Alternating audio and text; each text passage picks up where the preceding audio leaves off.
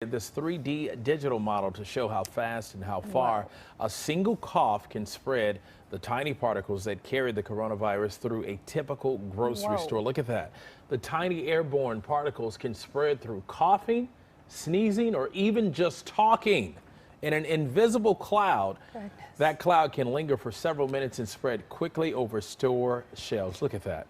And people nearby end up breathing it in. So I hope if you're watching and you're trying to decide whether or not you should put on a mask, this should